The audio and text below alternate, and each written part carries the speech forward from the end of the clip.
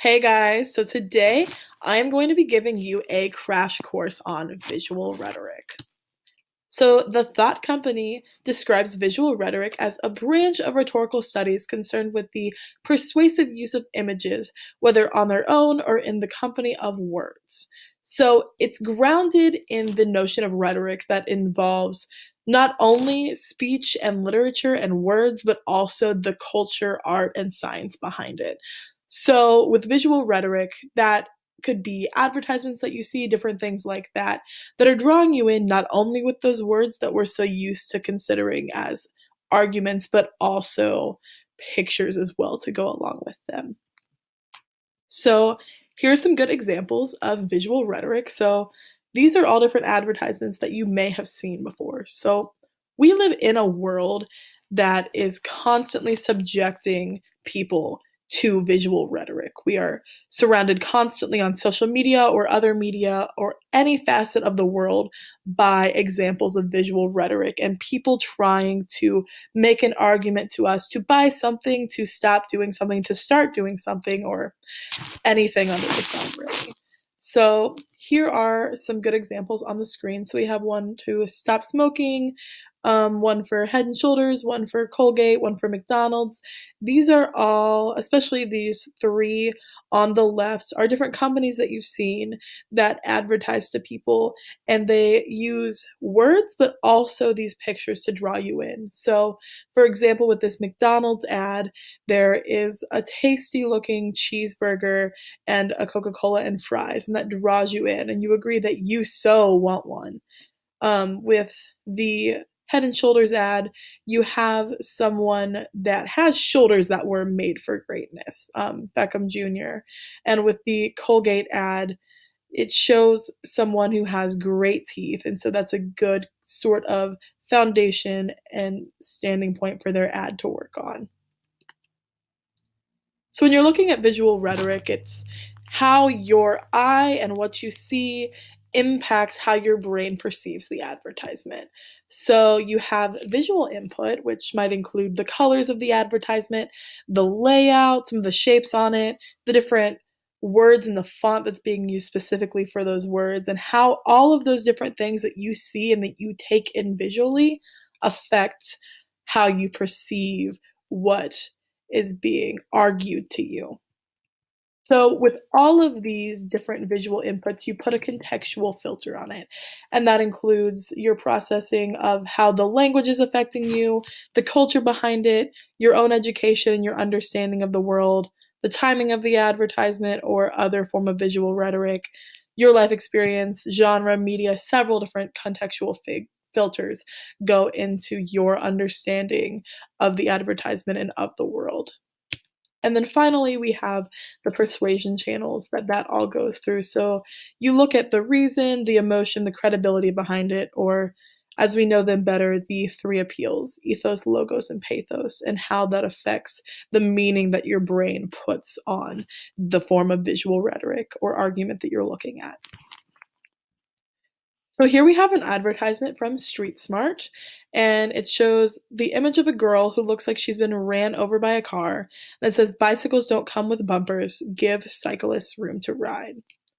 So with the visual impact and input of this specific advertisement, you can see that the colors are black, white, gray, and that's because this advertisement has a sort of gravity behind it or a impactful message that it's trying to get across. So by using these sort of blacks, whites, grays in the advertisement, it kind of shows the viewer how important the issue is.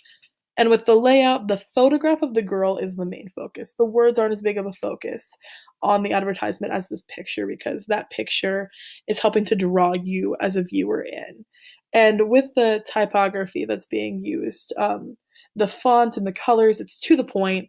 It's a bold font that is not distracting you away from the image and what's important for you to be focused on, but it still makes you see and realize what the actual argument is along with the photograph.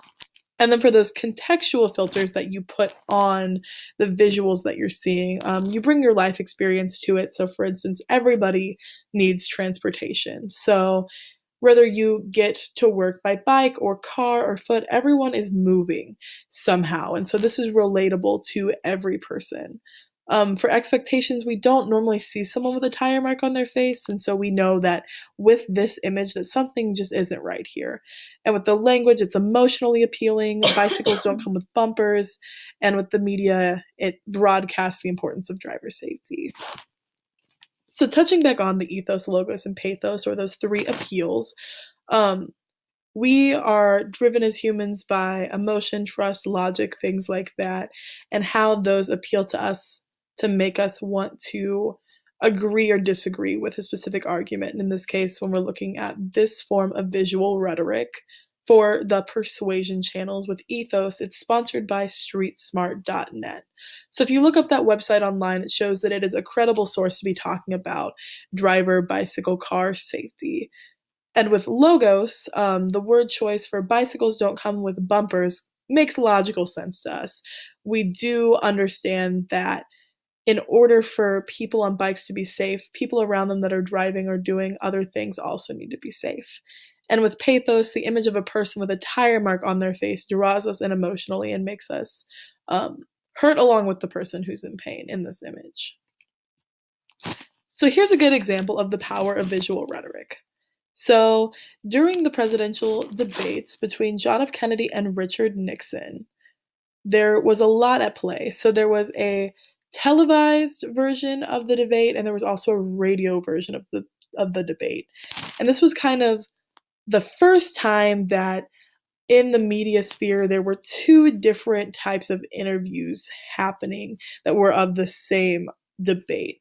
So when it came to the televised interview and debate, John F. Kennedy was a very charismatic guy. He looked the part. He was what Americans wanted to see in a president. He used his hands, he used his facials, and Richard Nixon did just the opposite. In the televised debate, he looked very nervous. He was blotting his face and getting the sweat away. He was kind of shaking. He was just very visually nervous. And so, for people that watched the televised debate, they could see that John F. Kennedy was the clear winner, whereas people thought Richard Nixon did not do as well. But for people that listened to the radio version of the debate, it seemed like Richard Nixon was the winner. He talked with gumption in his voice. He knew the issues, whereas John F. Kennedy did not have that same sort of gumption behind his voice. So with that, his radio interview just was not as strong, and Richard Nixon seemed to be the obvious winner. But Kennedy ended up going on to win that presidential debate. So it's clear that when someone sees something and they want it to be true via their visuals, then they're going to make it true. And that's the impact that visual rhetoric can have. It can even be as impactful as helping someone win a presidential debate and a presidency.